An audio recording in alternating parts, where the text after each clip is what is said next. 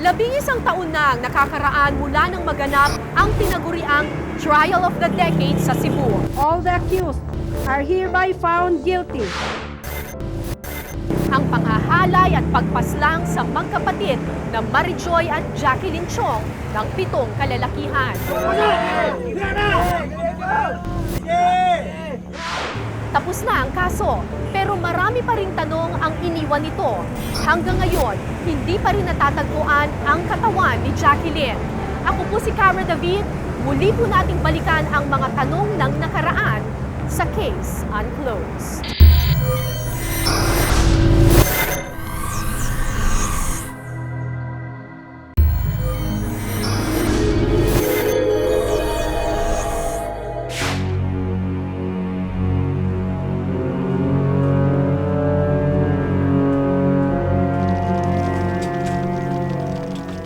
July 18, 1997, natagpo ang nakahandusay ang naaagnas na bangkay ng isang dalaga sa isang burol sa may sitio Tanawan sa Karkar, Cebu.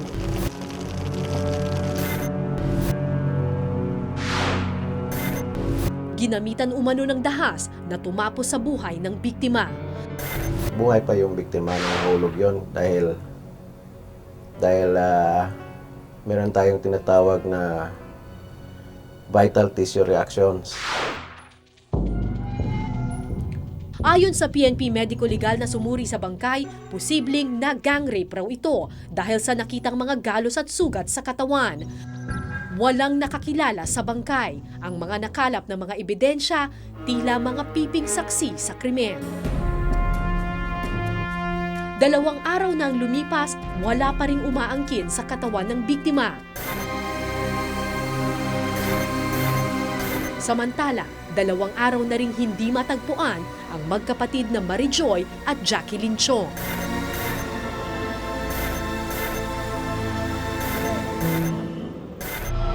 Huli silang nakitang naghihintay ng sundo ng kanilang ama sa isang waiting shed sa labas ng Ayala Center, Cebu.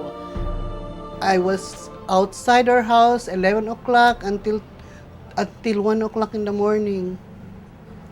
Waiting for them kasi hindi naman talaga usual na hindi sila umuwi. Pero isang madilim na tadhana pala ang naghihintay sa magkapatid. Ayon sa dokumento mula sa korte, 2 lalaki ang pilit nagsakay kina Marijoy at Jacqueline sa isang puting kotse ng gabing hindi sila umuwi. Ito raw sina Josman Asnar at Rowen Adlawan. Sa loob ng sasakyan, naghihintay si David Valiente Rusya. May iba pa raw kasama ang mga ito nung gabing iyon, si Francisco Paco Osmeña Larrañaga at ang magkapatid na James Andrew at James Anthony Uy na nakasunod sa pulang sasakyan. Yung 2 magkapatid, nakatayo lang dun sa may waiting shed. Pinick up sila, kinuha sila katapos tinala sila sa Guadalupe.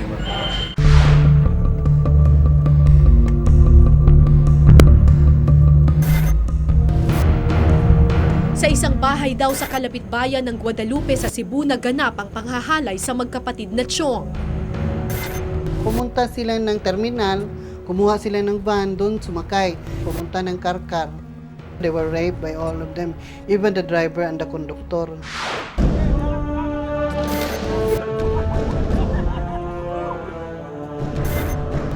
Bago raw gahasain si Marijoy ng mga nabanggit, kasama ang driver at konduktor ng rental na sasakyan, pinasayaw muna si Jacqueline matapos mag-pot session ng grupo.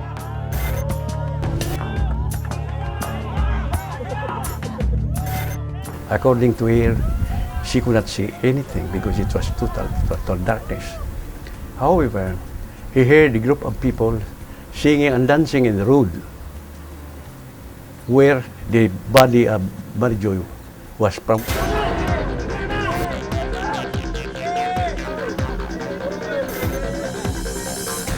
Pinilahan daw ni Rusya, Asnar at James Andrew si Jacqueline Chong. Sa pagtatapos ng panghahalay, nagwakas din ang buhay ni Marijoy. Si Josman daw, tsaka si Paco daw, sabi. Tapon yan sa bangin.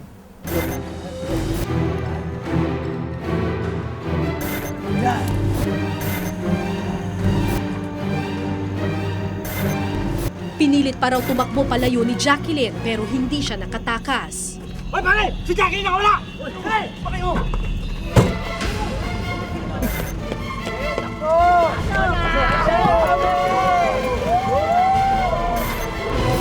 Sa kalsadang ito raw nakita ng testigo si Jacqueline Chong madaling araw ng July 17, 1997. Alam niyo po, mahigit 1 kilometro ang layo nitong lugar na ito mula doon sa bangin kung saan itinapon ang kanyang kapatid na si Marijoy.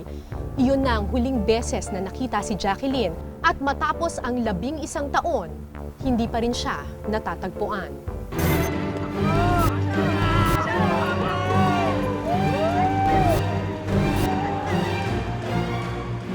Hanggang ngayon, sumasagi pa rin sa alaala ng tricycle driver na nakakita pasalubong kay Jacqueline noong gabi ng July 16, 1997. Parang takot. Tumatakbo na natakot ba. Pero ang nasa isip ko, parang kasi karamihan dyan, mayroon kaming makita ng mga babae ba na sira ulo. Akala ko, ang naisip ko na mayroon na naman bagong nasisiraan ng isip. Pero I know Jackie, she cannot run far. So hindi rin siya makakita kasi si Jackie naka-eyeglass. 500 ang grade niya. So hindi siya makakita. Dinala pa raw ng grupo ni Asnar si Jacqueline pabalik ng Ayala Center, Cebu, kung saan binaba na rin si Russia ng mga kasamahan. Mula noon, hindi na nakita ang dalagita. Walang bakas kung saan siya itinapon o inilibing ng mga salarin. Araw ang lumipas sa pagdadalamhati ng mga tiyong, ngunit hindi pa alam ng NBI Cebu kung sino ang mga suspect. Nagkaroon lang ng linaw sa kaso nang makakuha ang NBI ng listahan ng mga gumagamit ng ipinagbabawal na droga sa Cebu. One of those drug users listed, incidentally, was that of Josman Asnar.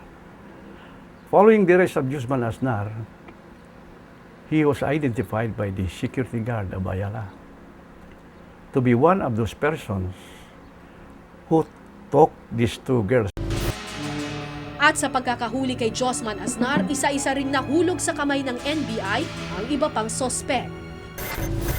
Nagmula sa mayayamang angkan sa Cebu ang mga hinuli. Si Francisco Paco Osmeña Larrañaga ay pamangkin ng dating gobernador ng Cebu. Si Josman Asnar, may-ari ng Southwestern University ang pamilya. Ang magkapatid na James Anthony at James Andrew Uy galing sa angkan ng mga mayayamang negosyante sa Cebu. Kidnapping at illegal detention ang unang ikinaso sa mga akusado. Pero nagbago ang takbo ng kwento nang lumantad si David Valiente Russia matapos ang 10 buwang pagtatago. If I cannot repay them for that, then I will repay them, with my life for what we did. Nakonsensya raw siya sa ginawa niya sa magkapatid na Chong, kaya siya nagdesisyong bumaliktad sa mga kasamahan niya sa krimen. Siya ang tumayog state witness sa kaso. Committed, why did he allow Russia to take the witness stand when he could not qualify under our legal system because he was convicted of a crime in the United States? Sabi ko sa kanya, yan siya, tinorture yan para magsabi ng hindi totoo. David Russia is my friend. But then, I don't know what he's doing right now. He's trying to tell lies. Hindi ko naman kilala si Russia eh. Of course, justice is, I think, blind. Ngunit ayon na rin kay Attorney Villarin, may mga katotohanang nakakubli sa pagkakahalay at pagpaslang sa magkapatid na Chong.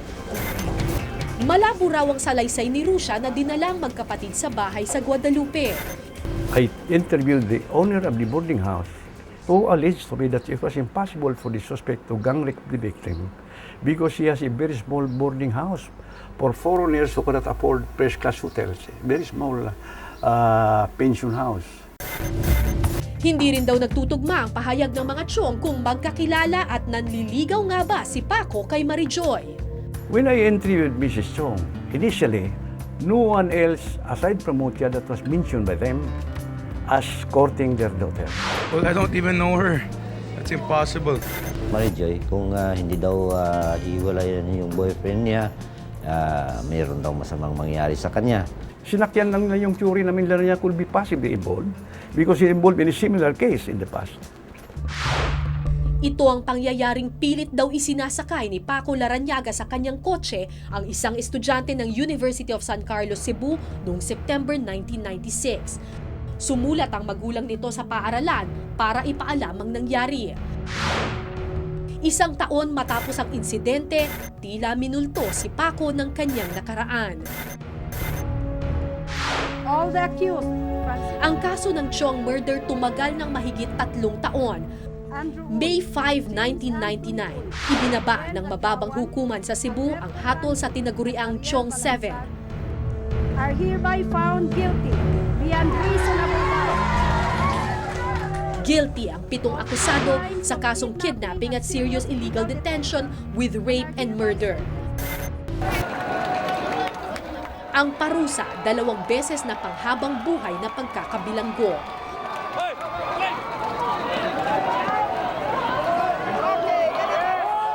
Umapela ang mga akusado sa desisyon ng korte pero sa bandang huli, sinang-ayunan ng Supreme Court ang ibinabang guilty verdict noong February 3, 2004.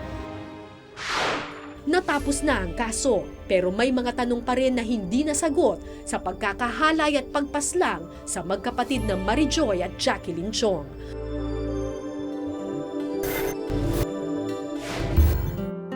Kung may babalik lang ni Mrs. Chong ang panahon, mas gugustuhin niyang alalahaning musmus pa si Marijoy at Jacqueline. Maliit pa sila. Si Jackie, parang twins sila ni Joy eh. They have the same dress, the same shoes, the same things. At saka anong favorite ni Jackie, favorite na rin ni Joy. Kaya nang maganap ang krimen, gumuho ang kanyang mundo. When I lost them, parang bagsak ako eh. Back to square one naman ako. Ayon kay Mrs. Chong, masayahin at mahilig magbasa ng libro ang panganay niyang babae na si Jacqueline. Si Jackie is a very happy person. Jolly siya. He usually makes jokes na, miski serious ka masyado, she makes jokes. Isang reluctant beauty queen naman daw si Marijoy. Yung mga teacher niya, yung mga barkada niya, sasabihin, Joy, sali ka na sali. Sali naman siya ng sali. Pero ang mga alaala ng mga anak, hindi sapat para punan ng hinagpis na dinaranas niya ngayon. Sa marahas na pagkamatay ng mga anak, nahirapan si Mrs. Chong harapin ang kinabukasan. Hindi maintindihan kung bakit ganito kabigat ang dagok ng tadhana.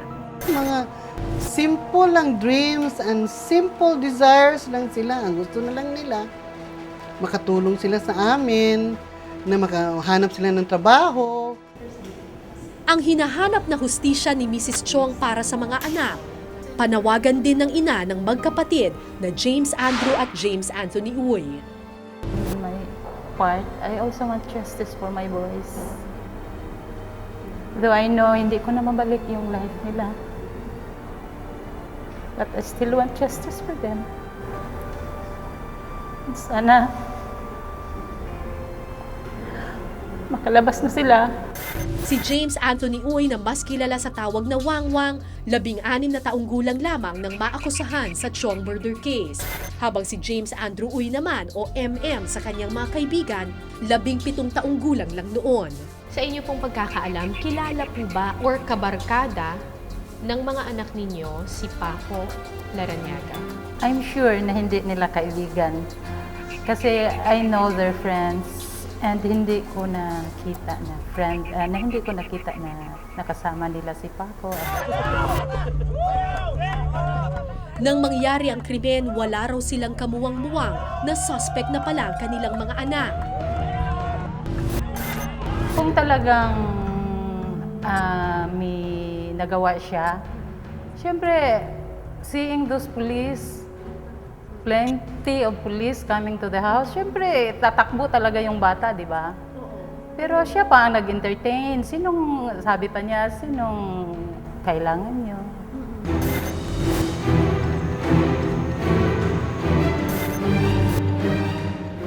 pagbabasihan ng testimonya ni Russia sa korte, si James Andrew daw ang nagmaneho ng puting kotse habang sinusundan ng nirentahang sasakyan papuntang Karkar, Cebu. Isang testimonyang bariing pinabulaanan ni Mrs. Uy. Hindi marunong mag-drive. Yung eldest ko, bago pa aral ng drive, pero yung driver lang namin ang nagturo sa kanya. So wala siyang lisensya. 11 taon na ang nakakaraan pero hindi pa rin matanggap ni Mrs. Uy na ninakaw ng krimen ang kinabukasan ng kanyang mga anak. Sayang yung life nila. Sayang yung life namin. Though parang natanggap na lang nila na nandun sila at ako rin, parang iniisip ko na lang na nag-abroad sila. Sa kaso naman ni Paco Larrañaga, may ilang kataong naniniwalang inosente ang binata. Tulad na lang ng Cebuanong negosyante na si Miguel Juan del Gallego. 3 of my children were with Paco in Manila at the same night, at the same instance that the crime was committed in Cebu. Sangasangang kwento ng mga naganap, lahat naniniwalang sila ang nagsasabi ng katotohanan. Sa kabila ng patuloy na pagkawala ng katawan ni Jacqueline, para kay Mrs. Chong, napasa kamay na nila ang hustisyang hinahanap. Ito kasi nangyari is, parang itong glass na nabasa. Tapos sinuli mo, one by one, pinace mo. Tapos ganun pa rin, make whole pero broken. Ganun we are made whole kasi we have moved on. But broken still inside. Habang si Mrs. Uy naman, naghihintay at patuloy na umaasa na ang bersyon ng kanilang katotohanan ang lumabas at paniniwalaan. Sana maski anong pwede para sa mga anak ko na makalabas sila. I still want them to continue their life.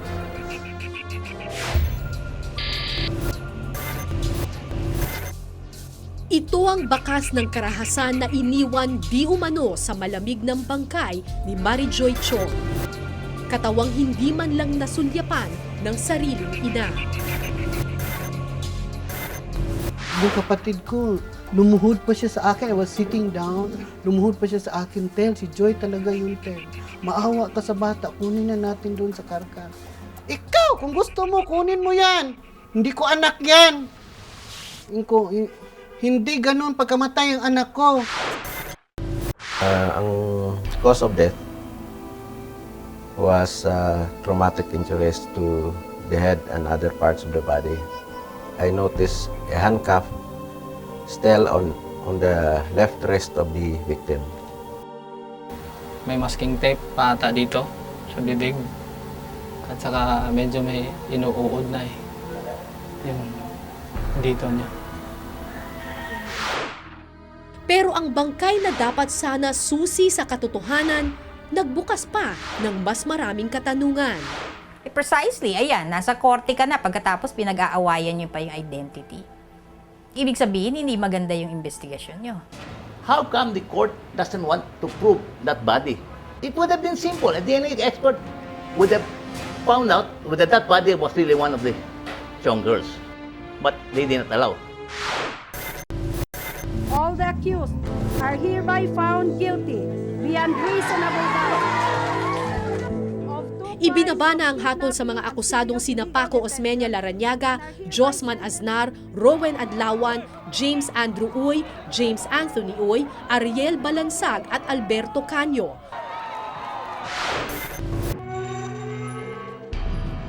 Ang bangkay na natagpuan sa bangin, hindi kinilala ng Branch 7 Regional Trial Court ng Cebu na ito ay si Marijoy Chong.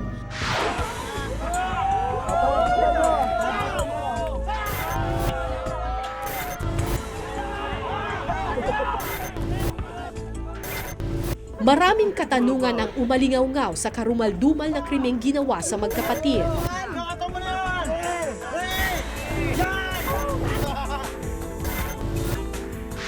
And I still ask him, bakit sa photographs, yung kamay niya na isa ay naka-handcuff sa isang branch ng tree. Paano nangyari yun? So, ang iniisip ko, somebody must have been down there. Ano yun? Para siguraduhin na hindi siya makatakas? I want this reopened so the public will know what actually happened. Ayon kay Fortunat Villarin, hindi tama ang pagkakahawak ng mga investigador ng kaso sa mga importanteng ebidensyang naging daan daw sana sa totoong nangyari. Kinunan niyo ba ng parang rape kit eh? Dapat may rape kit yan. Ano? Lahat ng swabs, sinusukla yung pubic hair. Ganun ang ginagawa sana. But I don't think that was done. Sir, na-swab test po ba? Hindi na po. Hindi na po, ano?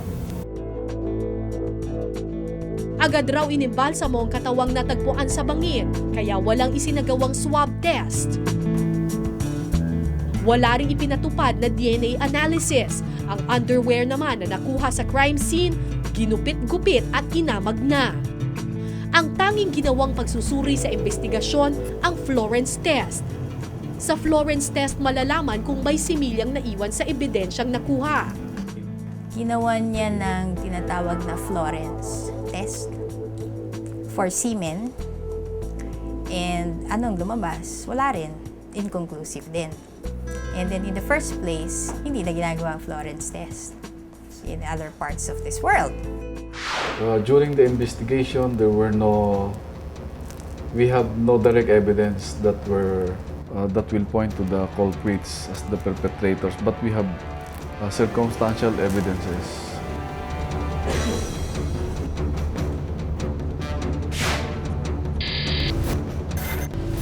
Labing-isang taon makalipas ang Chong murder, ginagamit pa rin ang Florence test sa PNP Crime Laboratory. We admit that na outdated na yan. Ginagamit namin yun sa ngayon pag wala kaming bagong reagents na dumating. So pag wala na kaming ibang gagamitin, we are forced to use the Florence test. My son is innocent. In fact, my son was in Quezon City on July 16. I don't know the Chong sisters and don't know Russia, and I was in Quezon City during the incident, July 16.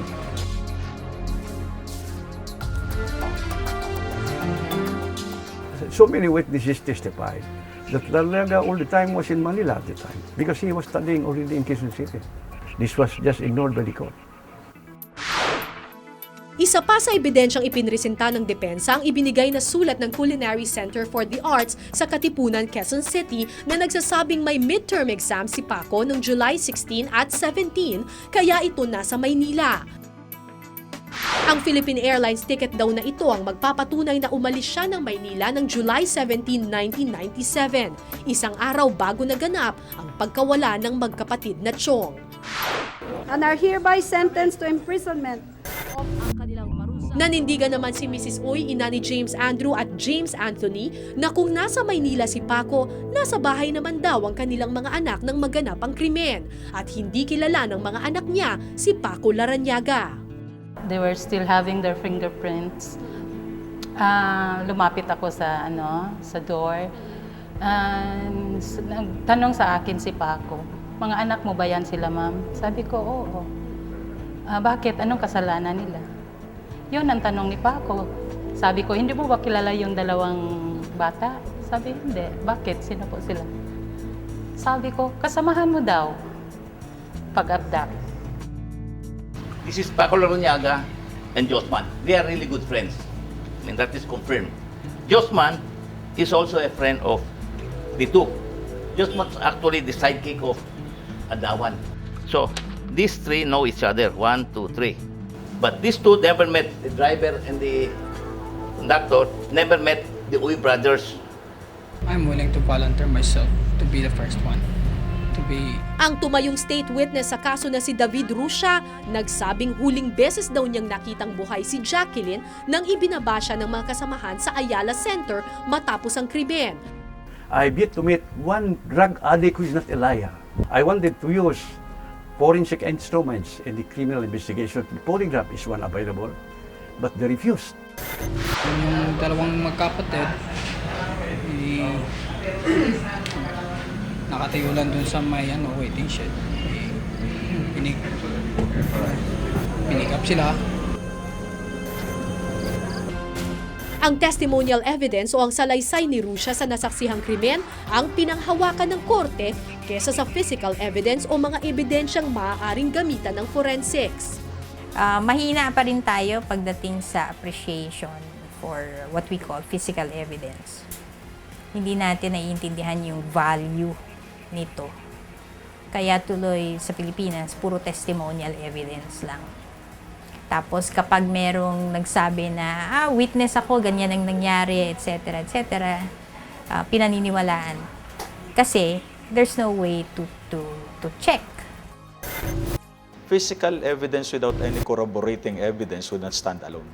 Hindi ito magpapatunay ng anuman except the fact na may physical evidence nga. Let's say may patay na katawan na nakita. Ang tanong, sino ang pumatay dito? Hindi ito ma-establish unless walang magte-testify. So kailangan natin both physical evidence and testimonial evidence to prove na yung tao ay patay nga at sino ang pumatay doon. Hindi rin nakapagbigay ng salaysay sa korte si Attorney Villarin ng NBI, Professor Jerome Bailen na isang forensic anthropologist, Dr. Raquel Fortun at mismong si Paco Larrañaga. Personally, I would have wanted to hear the testimony of Larrañaga himself. Dumating yung point na nag-raise talaga si Larrañaga na, Judge, I wanted to testify twice. Tapos, I really don't know what was in the mind of Judge Ocampo then kasi hindi niya pinayagan. Hindi na nagkaroon ng kalinawan kung bakit ganito ang nangyari sa kaso. Sinubukan naming kunin ang panig ng mga Larrañaga pero hindi nagpaunlak si Paco at ang ibang nahatulan. Maging ang ina ni Paco na si Mrs. Margot Larrañaga tumangging pag-usapan ang kaso ng anak. Hindi rin pumayag sa paanyaya ng case unclosed para sa isang interview ang kanilang abogado. Hinanap namin si Russia pero wala raw ito sa Cebu at walang makapagturo kung nasan siya.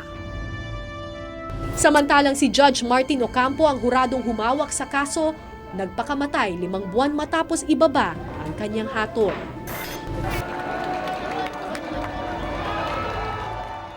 As far as I am concerned, as the NBI concerned was that time, ang involved lang dyan si Guzman Asnar at saka David Russia.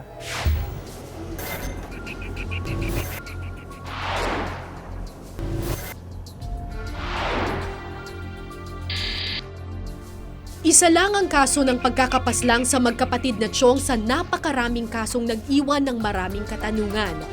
Mahigit 1 dekada na ang lumipas, pero nagbago na nga ba ang sistema ng pagkalap ng ebidensya sa mga crime scene?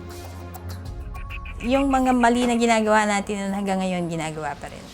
Yan, yung pagpasok ng media sa crime scenes. Maling-mali yan eh. Yung pag-display ng mga pulis, hindi lang sa suspects, pati sa ebidensya. Marami ng pagbabago at tinutugunan ng Philippine National Police ang mga pagkukulang na ito. Mas marami ng training na na-undergo tayo. Maraming equipment na na-procure ang crime laboratory.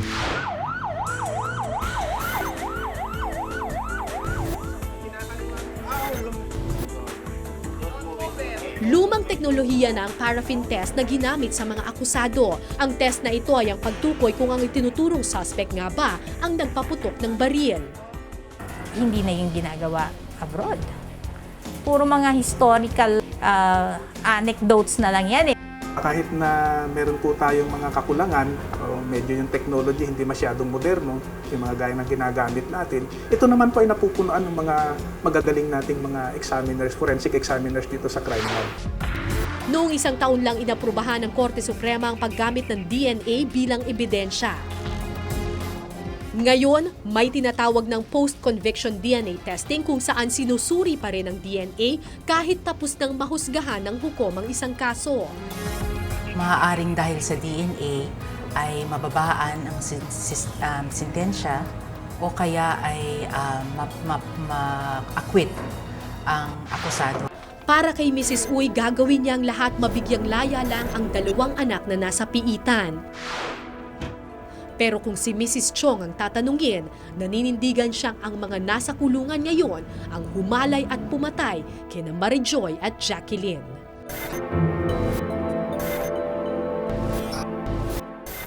magkaibang mukha ng katotohanan, dalawang inang humihingi ng katarungan. Sarado na ang kaso sa korte, pero hanggat may mga tanong na hindi pa rin nasasagot, wala pa ring wakas ang kwento ng magkapatid na Chong. Ako po si Cara David para sa Case Unclosed. Magandang gabi po sa inyong lahat.